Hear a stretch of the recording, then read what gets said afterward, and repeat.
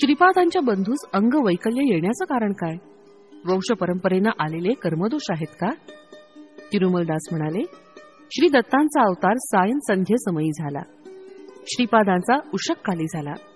पुढे होणाऱ्या नृसिंह सरस्वतींचा अवतार भर दुपारी अभिजित लग्नावर होणार आहे. दत्तांची लीला अगाध आहे. सायं संध्येनंतर तिमिराचं आवरण येतं. जीवन निद्रावस्थेत असतं. म्हणून दत्तावतारात योग साधनेच्या परिणामक्रमानुसार समस्त जीवांचं भार वहन करून जीवास सुखनिद्रा दिली. कुठं जावं, काय करावं, परिणामस्वरूप कोणत्या दिशेस जावं, या उद्विग्न मनस्थितीत जीव असतो. हाच गाढ अंधकार आहे. जीवास नकळत परिणामसिद्धी प्राप्त करून देणं दत्तावताराचं वैशिष्ट्य. जीव कुठले प्रयत्न न करता किंवा किंचित प्रयत्नानं त्यांच्या नकळत अंतःचैतन्याच्या ठिकाणी अगाध परिणाम प्राप्त करतो. हे केवळ भूमंडळास सीमित नाही. श्रीपादांचं आगमन उषक्काली झालं. उषःसमयी सूर्य भगवान सगळी शक्ती एकाच वेळी प्रयोग करून जीवास पुनीत करीत असतो. श्रीपादांचं सूर्य हे प्रतीक आहे. जीवातील विविध शक्ती जागृत होऊन नाट्य करीत वैविध्यानं परिणामस्थिती प्राप्त करण्याचं हे प्रतीक आहे. माध्यंदिन मार्तंडांचं चंड प्रचंड स्वरूप आहे. आत्मा सूर्य आपल्या संपूर्ण शक्तीचा समृद्धीनं दशदिशास प्रसार करतो. तसं जीवास जागृत करण्यासाठी नृसिंह सरस्वती अवताराचं प्रयोजन आहे. हा विषय त्यांच्या विश्वव्याप्त चैतन्याचा विषय आहे. दत्तावतारात आणि श्रीपाद श्रीवल्लभांच्या अवतारांमध्ये काळरात्र होती. तिचं केवळ महाअंधकाराचं स्वरूप होतं. त्याचं प्रतीक म्हणून ज्येष्ठ बंधू असलेले श्रीधरराज शर्मांचा जन्म झाला. ती रात्र उलटल्यावर होती ती स्थिती म्हणजे संशय, नास्तिकवाद, कुतर्क, वक्रभाष्य वगैरे. ह्याचं प्रतीक म्हणून लहान बंधू श्रीरामराज शर्मा यांचा जन्म झाला. कुठलाही जीव अंधकारासदृश तामस वृत्तीचं निरसन करून संशय, कुतर्क आणि वक्रभाष्य इत्यादींचे त्याग केल्यावर श्रीपाद श्रीवल्लभांचा अनुग्रह प्राप्त करतो. यातलं रहस्य हेच होय. हे जगातील प्राण्यांच्या परिणामदशेस संबंधित विषय आहेत. वंश परंपरेनं आलेले कर्मदोष सुद्धा आहेत. श्री आपळराज शर्मा वेलनाड्डू मंडळातील वैदिक ब्राह्मण होते, तरी त्यांच्या कुटुंबास ग्रामाधिपत्य होतं. श्रीपादांचे पितामह आईनविल्ली या ग्रामाचे अधिकारी होते. त्यांच्या कुटुंबात ज्येष्ठ पुत्रास अधिकार देण्याची परंपरा होती. श्रीपादांच्या पितामहांचे नाव श्रीधर रामराज शर्मा होतं. ग्रामाधिकार असलेल्या ब्राह्मणामध्ये आपल्या नावास राज या शब्दास जोडण्याची प्रथा होती आणि ब्राह्मण असल्याचं सुचवण्यासाठी शर्मा या शब्दास जोडत. ग्रामात पीक पिकलं किंवा पिकलं नाही तरी कराच्या रकमेची भरपाई जमीनदारांना करणं अनिवार्य होतं. ग्रामाधिकाऱ्यावर कर वसूल करून देण्याची जबाबदारी होती. श्रीधर रामराज शर्मांना त्यांच्या आवडीनिवडीस बाजूला सारून जमीनदाराच्या आज्ञेनुसार वेळप्रसंगी हिंसेच्या प्रयोगानं कर वसुली करावी लागे. हे त्यांचे ग्रामाधिकारी या नात्यानं कर्तव्य धर्म होतं. पण दैवाच्या दृष्टीनं हे पापकार्य होतं. आपळराजांच्या ज्येष्ठ भ्रात्यास ग्रामाधिपत्य प्राप्त झालं. पितामहांच्या पापकर्मामुळे मोठा असलेला श्रीधरराज शर्मा आणि धाकटा श्रीरामराज शर्मा या उभयतास अंगवैकल्य प्राप्त झालं. श्रीपाद श्रीवल्लभ साक्षात श्री दत्तावतार असले तरी पितामहांच्या स्वल्प पापकर्माचे प्रभाव त्यांना पण अनुभवावे लागले. म्हणून त्यांना दुधाची समस्या उद्भवली. विश्वप्रभूंनी रचलेला नियम सर्वांना लागू होतो. स्वतः अवतारित होऊन कर्मफल त्यांनी पण भोगून आपलं मार्गदर्शन केलं. श्री व्यंकटप्पा श्रेष्ठी आणि श्री वत्सवाई नरसिंह वर्मा श्रीपादांना आपल्या पौत्राप्रमाणे मानित. म्हणून श्रीपादांच्या दुधाची समस्या नाहीशी करण्याचा बराच विचार त्यांनी केला. श्री वर्मा श्रेष्ठीस बोलावून म्हणाले की या समस्येचा परिष्कार तुम्ही करावा. श्री नरसिंह वर्म्यांच्या इथे गायत्री या नावानं प्रसिद्ध अशा गायीची संतती होती. त्यातील सर्व शुभ लक्षण असलेल्या एका गायीस श्रेष्ठींनी वर्म्यांकडून क्रय केलं. विक्रय केलेल्या धनास वर्मांनी आपल्या जवळ जपून ठेवलं. पौरोहित्याच्या निमित्तानं आपळराज वर्म्यांच्या घरी आले. गोविक्रय केलेलं धन वर्म्यांनी आपळराजास दक्षिणा म्हणून दिली. साधारणपणे पौरोहित्यानिमित्त मिळणाऱ्या दक्षिणेपेक्षा ते अधिक होतं. आपळराज शर्मा यांनी धर्माप्रमाणे जेवढं द्रव्य दक्षिणा म्हणून घ्यायचं होतं तेवढंच घेऊन उरलेल्या धनाचा अस्वीकार केला. वर्म्यांनी पण दिलेली दक्षिणा परत घेण्यास नकार दिला. सुक्षत्रिय वंशात माझा जन्म झालेला असून दान दिलेलं द्रव्य परत घेऊ शकत नाही असं ते म्हणाले. हा विवाद श्री बापन्नार्यांपर्यंत पोहोचला. ब्राह्मण परिषद बोलावण्यात आली. परिषदेत श्री बापन्नार्यांनी घोषणा केली की आपणराज शर्मांनी अस्वीकार केलेलं हे धन ज्यांना घ्यायचं असेल ते त्यांनी घ्यावं. अनेक ब्राह्मण ते धन आपणास मिळावं या हेतूनं त्यांच्यात चढाओढ सुरू झाली. हे सगळं बघण्यास विचित्र वाटत होतं. तेवढ्यात तरुण असलेला पापय्या शास्त्री या नावाचा ब्राह्मण म्हणाला, श्रीपाद दैवांश संभूत अवतारी पुरुष नाही. देव असल्यास अशी विचित्र परिस्थिती कशी काय आली? श्री दत्तच असल्यास त्यांच्या दोघा भावांचे अंगवैकल्यापासून रक्षण का बरे केले नाही? ज्या काही घटना घडल्या त्या केवळ कल्पना आहेत. तिळाचं पर्वत करून सांगणं महापाप आहे. मी दत्तभक्त आहे. श्वेतार्क रक्षा पण गुरूंकडून प्राप्त करून घेतली आहे. दररोज कितीतरी जप करतो. मी कुठलंही दान घेतल्यानं मालिन्य येत नाही. योग्य असलेल्या अशा मला हे धन द्यावं. ब्राह्मण परिषदेनं पापय्या शास्त्रीस ते धन द्यायचा निर्णय केला.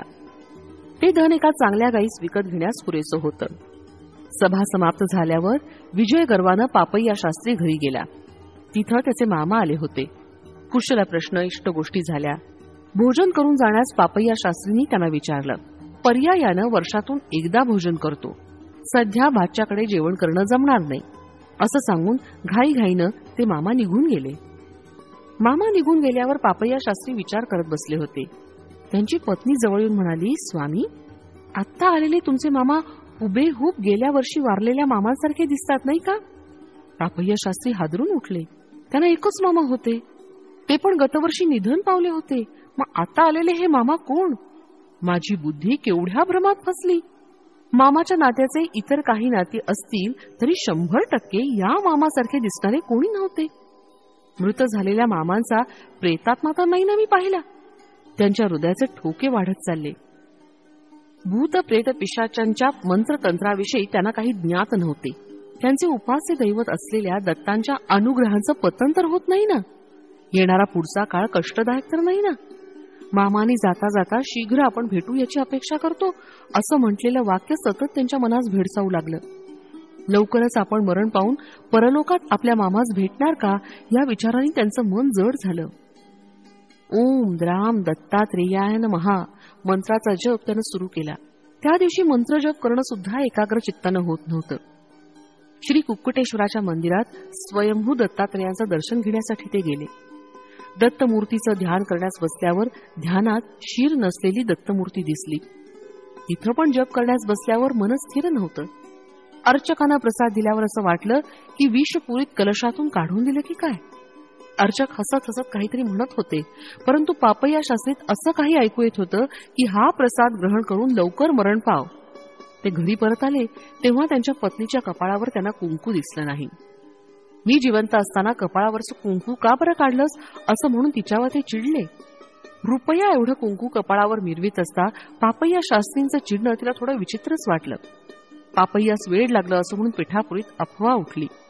किंवदंती अफवा यांचं प्रमाण पिठापुरात जास्तच होतं. पापय्यास मानसिक व भूत चिकित्सा सुरू झाली. त्यांना वेळ नाही असं पापय्या पदोपदी सांगत होते, तरी लोक मानण्यास तयार नव्हते.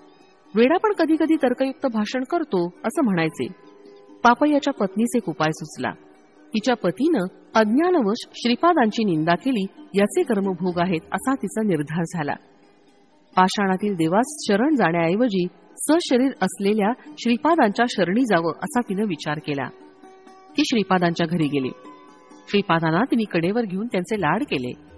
कुणी नसल्याची संधी साधून तिने श्रीपादांना आपली दुःस्थिती सांगितली. श्रीपाद म्हणाले, आत्या, या सगळ्याचा एक लहान उपाय आहे. तू माझ्या माते समान असल्या कारणानं तुला मी हे रहस्य सांगतो. तू काही वेळ न घालवता नूतन गृहाचं निर्माण कर. तू व मामा वास्तुपूजा करून त्या नूतन गृहात प्रवेश करा. लागलीच सगळं काही बरं होईल. श्रीपादांची अशी आज्ञा झाल्यावर तिनं असं सांगण्यास सुरुवात केली की ही विपदा भाड्याच्या घरात राहत असल्यामुळं तिच्यावर कोसळली. म्हणून शीघ्र स्वतःचं घर बांधायचं आहे असं तिने आपल्या बांधवास पटवून दिलं. मग काय विचारता, कोणी एकानं पापय्यास एक जीर्ण झालेलं घर भूदान म्हणून दिलं.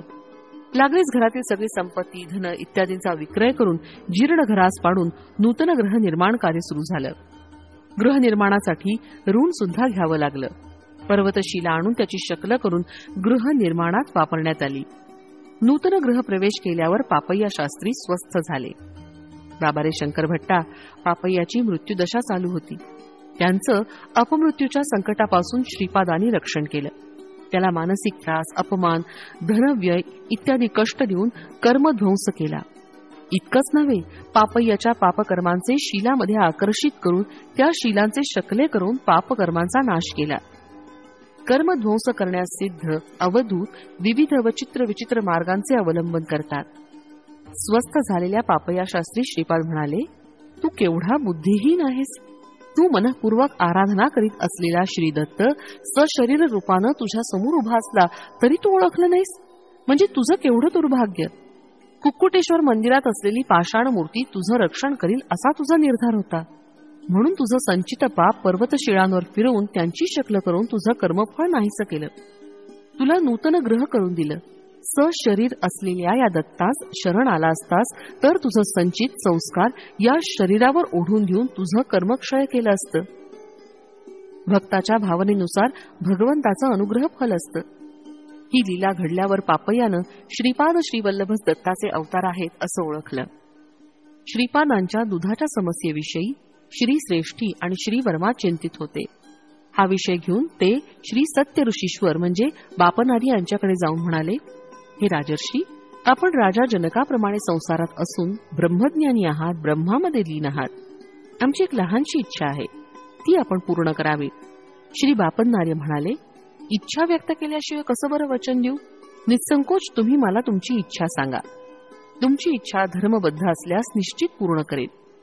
श्री श्रेष्ठी म्हणाले, मी श्री वर्म्यांकडून गायत्री नावाच्या गायीच्या संततीमधली एक शुभ लक्षणांनी युक्त अशी गाय विकत घेतली. आमचे कुलपुरोहित असलेले श्री आपळराज शर्मा यांस ती गाय देण्याचा विचार केला. त्या गायीचे क्षीर श्रीपादांच्या सेवेस उपयोगी यावे, याशिवाय आमची दुसरी इच्छा नाही. श्री श्रेष्ठींचं म्हणणं झाल्यावर श्री बापनार्य म्हणाले, बरे बरे, तुम्ही असं करा, ती गाय माझ्या गोठ्यात आणून बांधा. मी ती गाय आपण राजास देण्याचा प्रयत्न करतो. शुभलक्षणी गाय आपण राजांच्या घरी असणं दात्यास आणि ग्रहितास शुभप्रद व श्रेयस्कर आहे. गोमातेस बापनार्यांच्या घरी आणलं. गोदान घेण्यास आपण राजांनी नकार दिला. हिमालयात सतोपस नावाचा एक प्रांत आहे. त्या प्रांतातून युधिष्ठिराने स्वर्गारोहण केलं. तिथं श्री सच्चिदानंदावधूत नावाचे महात्मा होते. त्यांचं वय काही शताब्दींपेक्षा जास्त होतं. ते कैवल्य शृंगी इथं असलेल्या श्री विश्वेश्वर प्रभूंचे शिष्य होते. श्री विश्वेश्वर प्रभू स्वतः पीठिकापुरी श्रीपाद श्रीवल्लभ रूपानं असून त्यांचं बाल्यरूपाचं दर्शन घेऊन कृतार्थ व्हावं असा आदेश श्री सच्चिदानंदास झाला.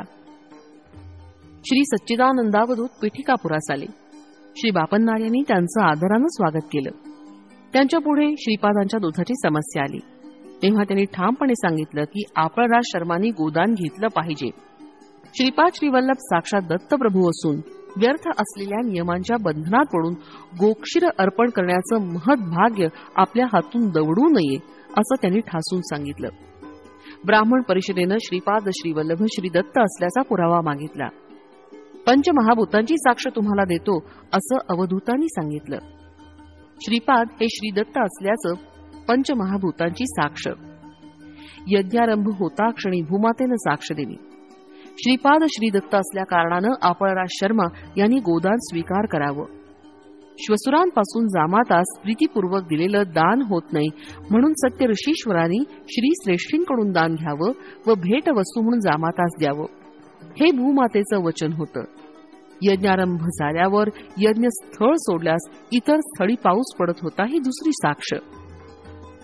यज्ञातील हविर्भाग स्वीकारण्यास स्वतः अग्निदेव आले आणि गोदान घेतल्यानं दोष नाही असं सांगितलं, ही तिसरी साक्ष. यज्ञ मंडपाव्यतिरिक्त इतर स्थळी वायुदेवानं आपला प्रताप दाखविला, ही चौथी साक्ष. आकाशातून दिव्य वाणी झाली की श्रीपाद साक्षात श्रीदत्तच आहेत, ही पाचवी साक्ष.